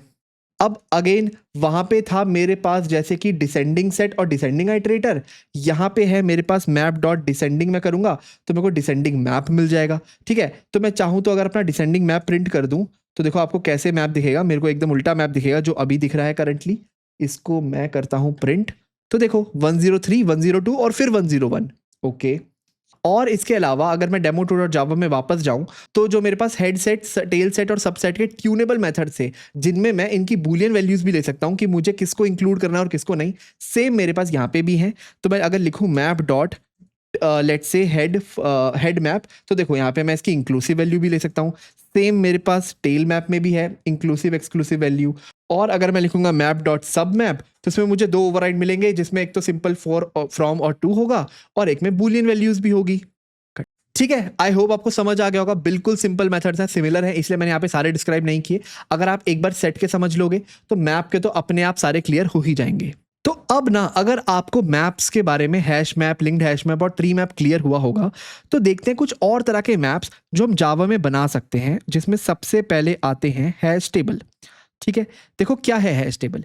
हैश टेबल सबसे पहले तो एक लेगेसी क्लास है, ठीक है, लेगेसी क्लास। ये जावा में पहले हुआ करता था, हमारे कलेक्शन फ्रेमवर्क्स जब नहीं भी आए थे तब भी हमारे पास हैश टेबल नाम की क्लास थी, और ये वही काम करता है जो आज का हमारा हैश मैप करता है, राइट। तो बेसिकली की वैल्यू पेयर्स को स्टोर करता है, और ये है हमारा थ्रेड सेफ बाय डिफॉल्ट। ये बिल्कुल सेम है जैसे हमारे पास वेक्टर क्लास थी लिस्ट में, जो कि अब लेगेसी क्लास बन गई है, उसी तरह से हैश टेबल था हमारे पास, एक लेगेसी क्लास बन गया है। ये भी थ्रेड सेफ है, हैश मैप का काम करता है, वगैरह वगैरह। एंड अगेन वेक्टर की ही तरह आज हम इसे बिल्कुल यूज नहीं करते, प्रेफर करते हैं कि हम ना करें अनलेस एंड अनटिल वो एक लेगेसी कोड ना हो। क्यों? क्योंकि इसका बहुत बड़ा ओवरहेड है, ये काफ़ी स्लो है यूज करने के लिए। अगर आपको थ्रेड सेफ इन्वायरमेंट में काम करना है आज के टाइम पे, तो हमारे पास एक नया तरह का मैप है जिसका नाम है कॉन्करेंट हैश मैप, ठीक है। तो इस मैप पे आप काम कर सकते हो अगर आज के टाइम पे आपको थ्रेड सेफ्टी चाहिए, ठीक है, क्योंकि ज़्यादा बेटर है, ये ज़्यादा सेफ है। ये हैश टेबल की तरह पूरे के पूरे मैप को लॉक नहीं कर देता जैसे हैश टेबल करता था, ठीक है। तो आजकल हम कॉन्करेंट हैश मैप यूज़ करते हैं अगर थ्रेड सेफ्टी इंपॉर्टेंट है, नहीं तो हैश टेबल पहले यूज़ होता था, अब बिल्कुल नहीं होता। अब इसके अलावा ना हमारे पास एक और हायरार्की थी। तो हैश टेबल से जो हमारी अब लेगेसी क्लास बन गई है, उससे एक और क्लास एक्सटेंड करती थी जिसका नाम था प्रॉपर्टीज, ठीक है। अब ये कौन सी क्लास है और ये किस तरह का मैप रिप्रेजेंट करता है? अब देखो ये ना एक तरह का स्पेशलाइज्ड मैप है, ठीक है। अगर मैं इसको लिखूंगा तो ये है एक स्पेशलाइज्ड मैप जो क्या करता है, एक कॉन्फ़िगरेशन डेटा को रिप्रेजेंट करता है, कॉन्फ़िग डेटा को। तो अगर आप स्प्रिंग बूट या स्प्रिंग फ्रेमवर्क पढ़ोगे तो उस पर देखोगे कि बहुत सारे कॉन्फ़िगरेशंस होती हैं। For example user name equal to admin, right, password equal to 123, कुछ भी इक्वल टू 123। तो ये सब जो चीज़ें होती हैं इनको हम कहते हैं कॉन्फ़िगरेशन, जो किसी भी एप्लीकेशन को चलाने में हमारी हेल्प करती है। अब ये जो कॉन्फ़िगरेशंस होती है ना, ये ज़्यादातर टेक्स्ट बेस्ड होती हैं, टेक्स्ट बेस्ड, ठीक है। अब यहाँ पे भी आप देख सकते हो यूजर नेम एक टेक्स्ट है, एडमिन भी टेक्स्ट है, पासवर्ड 123 सारे टेक्स्ट है या फिर स्ट्रिंग्स हैं, राइट। तो इस तरह की कॉन्फ़िगरेशंस को रिप्रेजेंट करने के लिए हम यूज करते हैं प्रॉपर्टीज, जो कि एक टाइप ऑफ मैप ही है, राइट। अब इसका यूज ना आपको बहुत ज़्यादा मिलेगा जब हम अपनी स्प्रिंग बूट की सीरीज शुरू करेंगे, ठीक है। तो अगर आपको बिल्कुल आइडिया नहीं है तो आप इसका वेट कर सकते हो, लेकिन अगर आपको थोड़ा बहुत पता है तो आपको समझ आ रहा होगा कि मैं यहाँ पे क्या कर रहा हूँ। इनफैक्ट कई लोग प्रॉपर्टीज यूज तो करते हैं पर कभी उन्हें पता ही नहीं होता कि वो एक पार्ट ऑफ मैप है जावा के अंदर, और वो किसको एक्सटेंड करता है, वो एक्सटेंड करता था हमारी लेगेसी क्लास हैश टेबल को। अब इसके अलावा आपको जावा में एक और तरह का मैप दिख जाएगा जिसको हम बोलते हैं वीक हैश मैप, और ये एक ऐसा मैप है जो शायद ही कभी कोई यूज़ करता होगा, बहुत ही रेयरली यूज़ होता है, रेयरली यूज्ड। ठीक है, स्पेसिफिक, बहुत ही स्पेसिफिक यूज़ केस हो सकता है इसका, अगर आपको एक कैश लाइक बिहेवियर चाहिए। ठीक है, तो कैश लाइक बिहेवियर बनाने के लिए आप इसको यूज़ कर सकते हो। और ये जो वीक हैश मैप है ये निकल के आता है वीक रेफरेंसेस की वजह से, वीक रेफरेंसेस। और ये वीक रेफरेंसेस क्या होते हैं ये हम पढ़ेंगे जब हम मेमोरी मैनेजमेंट पढ़ेंगे, तो आपको बेटर समझ आएगा कि वीक रेफरेंसेस क्या होते हैं और वीक हैश मैप कैसे काम करता होगा। बट देखो, आपको अभी ये ज़रूर पता होना चाहिए कि बहुत ही कम ऐसा यूज़ केस होगा कि आपको वीक हैश मैप की ज़रूरत पड़ेगी। अगर आपको एक कैश लाइक बिहेवियर चाहिए जो आपको इंप्लीमेंट करना है तो शायद आप इसको यूज़ कर सकते हो, बट वो भी बहुत रेयर चांस है। ठीक है, तो आप मान सकते हो इसको ऑलमोस्ट ना के बराबर आज यूज़ किया जाता है। और इसका रीज़न क्या है वो आपको पता लगेगा जब हम मेमोरी मैनेजमेंट के बारे में पढ़ेंगे। ठीक है, क्योंकि उसका बहुत ज़्यादा यूज़ होने वाला है यहाँ पे। अब इसके अलावा जावा में एक और तरह का मैप आता है जिसको हम बोलते हैं आइडेंटिटी हैश मैप। तो आइडेंटिटी हैश मैप, ठीक है, अच्छा ये क्या होता है? ऑब्वियसली सुनने में तो लग रहा है एक तरह का हैश मैप होगा, है ना, पर ये नॉर्मल हैश मैप से कैसे अलग है? देखो, जो हमारा नॉर्मल हैश मैप होता है ना, वो हैश मैप होता है हमारा इक्वालिटी बेस्ड, इक्वालिटी बेस्ड। ठीक है, क्या मतलब भैया इक्वालिटी बेस्ड का? तो इक्वालिटी बेस्ड का मतलब ये होता है कि जैसे हम बताते थे कि लेट्स से ये है हमारा अंदर से एरे ऑफ बकेट्स और ये इसकी मल्टीपल बकेट्स बनी हुई हैं। ठीक है, और आपको पता है हर बकेट में मल्टीपल लिंक लिस्ट होती हैं, है ना, क्योंकि एक के अंदर हमारे पास कोलिजन हो सकता है तो मल्टीपल वैल्यूज आ सकती है। अब जब भी हम इस मैप में एक नई वैल्यू एंटर करते थे, तो लेट्स से ये मैप है इंटीजर कॉमा स्ट्रिंग का, तो हम 101 कॉमा आदित्य यहाँ पे एंटर करना चाहते हैं, जहाँ पे 101 हमारी की है। तो हम क्या करते थे, 101 का पहले हैश कोड निकालते थे और फिर उसको मॉड्यूलो करते थे साइज ऑफ द बकेट से। ठीक है, तो इस केस में 1 2 3 4 एन का साइज है 4, तो मैं 101 का जो भी मेरा हैश कोड आएगा उसको निकाल के उसको मॉड्यूलो करूंगा 4 से, और लेट से मेरी वैल्यू आती है 0 इंडेक्स। ठीक है, तो 0th बकेट आती है मेरी वैल्यू, तो इसका मतलब ये वैल्यू मेरी 0 में इंसर्ट होनी चाहिए। ठीक है, फिर हम देखते थे अगर मुझे 101 कॉमा आदित्य इस 0th इंडेक्स पे डालना है तो यहाँ पे ऑलरेडी जितनी भी वैल्यूज पड़ी हुई है लिंक लिस्ट में, उनमें से किसी की 101 तो नहीं है, राइट? क्योंकि अगर ऑलरेडी किसी के पास 101 है तो मैं नया लिस्ट, नया नोड नहीं बनाऊंगा, बल्कि उसी पुरानी वाली वैल्यू में उसके नाम को चेंज कर दूंगा। ठीक है, ओके, तो वो कैसे कंपेयर करते थे? हम कंपेयर करते थे यूजिंग इक्वल्स। ठीक है, हम देखते थे कि यहाँ पे जो की है क्या वो इक्वल्स है उस की के जो हम यहाँ पे लेके आ रहे हैं। ठीक है, तो हम इक्वल्स मेथड यूज करते थे जो हमारी ऑब्जेक्ट क्लास से आता था। अब इक्वल मेथड की खास बात ये थी कि लेट से हमारे पास दो स्ट्रिंग है ए और बी। ठीक है, और इन दोनों में पड़ा है आदित्य, पर ऐसे पड़ा है कि न्यू स्ट्रिंग आदित्य, यहाँ पे न्यू स्ट्रिंग आदित्य, तो आपको पता है ये हीप मेमोरी में जाके बनेगा, और यहाँ पे भी लिखा हुआ है न्यू स्ट्रिंग आदित्य, और ये एक अलग ऑब्जेक्ट हीप मेमोरी में जाके बनेगा। चाहे दोनों में आदित्य लिखा हो, पर होगा क्या, हमारी हीप मेमोरी में दो अलग अलग ऑब्जेक्ट क्रिएट होंगे। ठीक है, दोनों में लिखा तो आदित्य ही होगा अंदर, स्ट्रिंग के अंदर, राइट, पर ये दो अलग अलग ऑब्जेक्ट होंगे। अब इनकी स्टैक मेमोरी में एक रेफरेंस वेरिएबल है ए जो इसको रिप्रेजेंट करता है, और एक रेफरेंस वेरिएबल है बी जो इसको रिप्रेजेंट करता है। पर चाहे दो अलग अलग ऑब्जेक्ट यहाँ पे बने हैं, अगर मैं लिखता हूं a डॉट इक्वल्स बी, तो आपको पता है इसका आंसर हमेशा ट्रू आता है। क्यों? क्योंकि स्ट्रिंग ने इक्वल्स को ओवरराइड किया होता है, जो एक्चुअली इनकी वैल्यूज को कंपेयर करता है, ना कि इनके रेफरेंसेस को, और इन दोनों की वैल्यू क्या है, सेम है, राइट। इसका मतलब अगर स्ट्रिंग ने इक्वल्स को ओवरराइड किया है तो हैश कोड को भी ओवरराइड किया होगा, हैश कोड को, है ना। बेसिकली अगर मैं ए का हैश कोड निकालूं तो वो भी इक्वल आएगा मेरे बी के हैश कोड से, है ना, क्योंकि इनकी वैल्यू सेम है। और मैंने कहा था अगर कोई भी दो चीज़ें इक्वल से सेम है तो उनका हैश कोड भी सेम होना चाहिए, और वो स्ट्रिंग ने मेक श्योर किया होगा। यानी कि अगर मैं कोई भी हैश मैप बनाता हूँ और उसमें एक बार ए पास करता हूँ और एक बार बी पास करता हूँ एज की, तो 100% मैं श्योर हूँ ये इन दोनों का हैश कोड सेम निकलने वाला है, यानी कि ये दोनों सेम बकेट में जाने वाले हैं, राइट। ये मैं 100% श्योर हूं। पर ये सब तब जब मैं अपना नॉर्मल हैश मैप यूज करता हूं। हमारे पास एक स्पेशल तरह का हैश मैप आता है जावा के अंदर, जिसको मैं बोलता हूं आइडेंटिटी हैश मैप, जो इस डेफिनेशन को ही तोड़ देता है, जो कहता है कि मेरे लिए ए और बी तब तक इक्वल नहीं होंगे जब तक ए और बी दोनों सेम ऑब्जेक्ट को पॉइंट ना करते हों। तो इसका मतलब यहाँ पे इस केस में जहाँ पे एक ए रेफरेंस वेरिएबल है जो इस ऑब्जेक्ट को पॉइंट कर रहा है और एक बी रेफरेंस वेरिएबल है जो इस ऑब्जेक्ट को पॉइंट कर रहा है, तो बेसिकली जो हमारा आइडेंटिटी हैश मैप है, आइडेंटिटी हैश मैप वो कहता है कि मुझे फ़र्क नहीं पड़ता लॉजिकल इक्वालिटी से, इस इक्वल से, मुझे फ़र्क पड़ता है कि क्या दोनों ए और बी सेम ही ऑब्जेक्ट को पॉइंट करते हैं। अगर करते हैं तो मेरे लिए वो दोनों सेम है, पर अगर वो अलग अलग ऑब्जेक्ट को पॉइंट करते हैं तो चाहे उनकी वैल्यू कुछ भी हो, मेरे लिए वो अलग अलग ऑब्जेक्ट है। यानी कि ये काम करता है इक्वल इक्वल ऑपरेटर पे। और हमें पता है इक्वल इक्वल ऑपरेटर कौन सा ऑपरेटर है, जो रेफरेंसेस कंपेयर करता है, राइट। तो बस आप इतना मान लो, अगर हम आइडेंटिटी हैश मैप यूज करते हैं, आइडेंटिटी हैश मैप, तो उसके लिए ये ए और बी दोनों अलग अलग स्ट्रिंग होते, ये इक्वल नहीं होते, क्योंकि ये इसको ए डॉट इक्वल्स बी से कंपेयर नहीं करता, ये उसको कंपेयर करता using A equal equal B, कुछ इस तरीके से कंपेयर करता। अब आप पूछोगे भैया इसका यूज केस क्या है, कोई यूज केस है भी? बहुत स्पेसिफिक या रेयर यूज केसेस हैं इसके।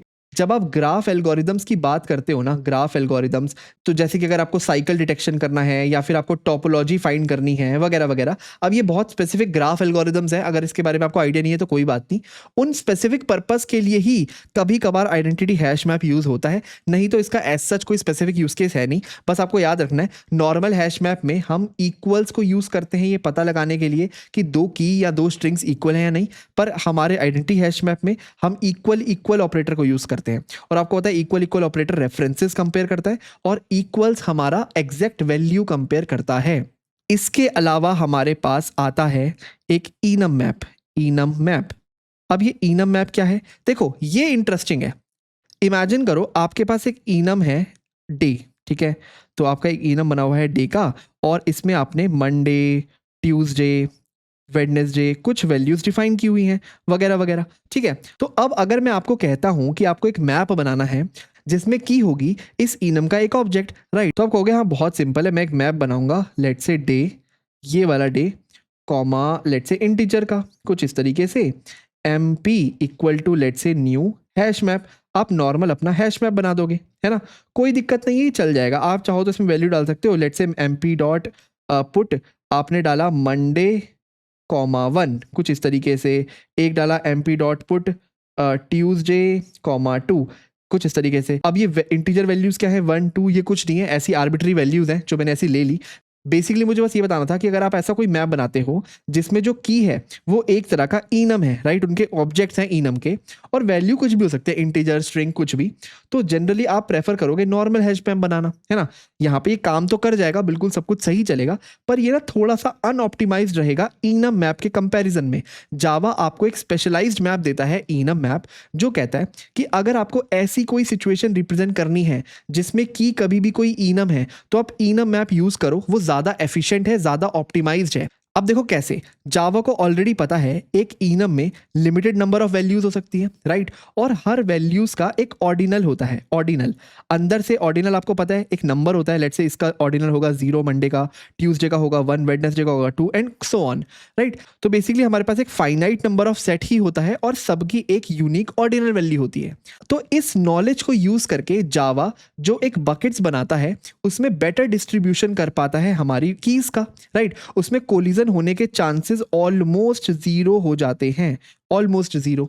लेकिन अगर आप हैशिंग वाली टेक्निक यूज करोगे, नॉर्मल हैश मैप, तो वो क्या करेगा, इस इनम का हैश कोड निकालेगा और उसको मॉड्यूलो करेगा हमारे साइज से जो कि n था, राइट, तो इसमें से किसी एक में हमारी वैल्यू चली जाएगी, उस हमारी बेसिकली की चली जाएगी, है ना, उसमें कोलिजन के चांसेस थोड़े बढ़ जाएंगे। पर अगर हमें ऑलरेडी पता है कि हमारे पास एक इनम है, राइट, तो जावा को पता है लिमिटेड वैल्यूज होंगी और सबका एक ऑर्डिनल होगा, तो उसको वो यूज कर सकता है यहाँ पे एज एन इंडेक्स, राइट, इस ऑर्डिनल्स को। अगर मान लो वो कह सकता है कि जिसका ऑर्डिनल 0 है वो हमेशा 0th इंडेक्स पे आए, जिसका ऑर्डिनल 1 है वो हमेशा फर्स्ट इंडेक्स पे आए, तो कुछ इस तरीके से बेसिकली इस पे वो कुछ और ऑप्टिमाइजेशन भी करता है। पर कहने का मतलब ये कि इनम मैप एक ज्यादा बेटर तरीका है रिप्रेजेंट करने का, अगर आप कभी भी चाहते हो कि इनम में आपकी जो वैल्यूज हैं या जो ऑब्जेक्ट्स हैं उसको एज अ की यूज करना। अब अगर आप इनम मैप को यूज करते हो तो आपको याद रखना पड़ेगा ये हैशिंग टेक्निक यूज नहीं करता, हैशिंग टेक्निक ये यूज नहीं करता, राइट, ये ऑर्डिनल वैल्यूज और उनकी इंडेक्सिंग को यूज करता है। ये ज्यादा हमारा मेमोरी एफिशिएंट है कंपेरेटिवली हमारे नॉर्मल हैश मैप के, मेमोरी एफिशिएंट, और ये कोई भी नल कीज अलाउ नहीं करता, null key are not allowed, not allowed. जैसे हैश मैप हमारा एक नल की अलाउ करता था, ये एक भी नल की अवॉइड नहीं करता, अलाउ नहीं करता, लेकिन नल वैल्यू अलाउ करता है, नल वैल्यू आर अलाउड, ठीक है। तो बेसिकली आप कुछ ऐसे लिख सकते हो, आप लिख सकते हो let's say map of day comma integer map equal to new, और हैश मैप की जगह आप सिंपली लिख सकते हो इनम मैप, कुछ इस तरीके से। और उसके बाद जाकर के आप इस मैप में वैल्यूज डाल दो, जैसे आप नॉर्मली डालते हो map dot put Monday comma 1, map dot put Tuesday comma 2, कुछ भी जैसे भी आपको वैल्यूज डालनी है, जो भी आपका बिजनेस लॉजिक होगा।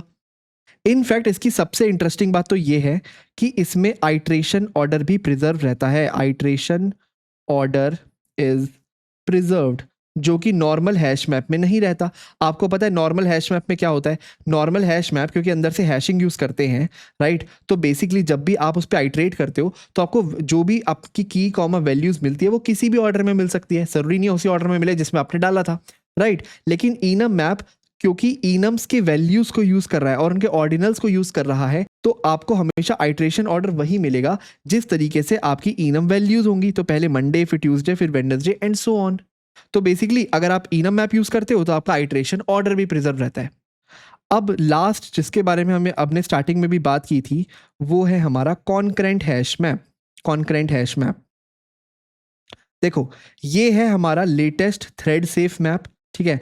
अगर आपको पता है आपको एक मल्टी थ्रेडेड इन्वायरमेंट में काम करना है जहाँ पे रेस कंडीशंस वगैरह आ सकती हैं और आपको एक थ्रेड सेफ मैप चाहिए, तो आप यूज़ करोगे कॉन्करेंट हैश मैप, राइट। आपको पता है अब हम हैश टेबल यूज़ करना प्रेफर नहीं करते, उसमें एक अलग ओवरहेड है, वो काफ़ी स्लो है। हम प्रेफर करते हैं कॉन्करेंट हैश मैप यूज़ करना, ये काफ़ी ऑप्टिमाइज्ड है। ये आपके पूरे के पूरे मैप को लॉक नहीं कर देता अगर आपको कोई वैल्यू को रीड करना है या फिर अगर उसमें कोई स्पेसिफिक अपडेट करना है, ठीक है। तो ये हैं वो सारे तरह के मैप्स जो हम जावा में पढ़ते हैं। जनरली आप यूज़ करोगे सिंपली एक हैश मैप, कभी कभार आप यूज़ कर लोगे एक linked hash map, linked hash map, और कभी कभार स्पेसिफिक पर्पस के लिए आप यूज़ कर लोगे ट्री मैप।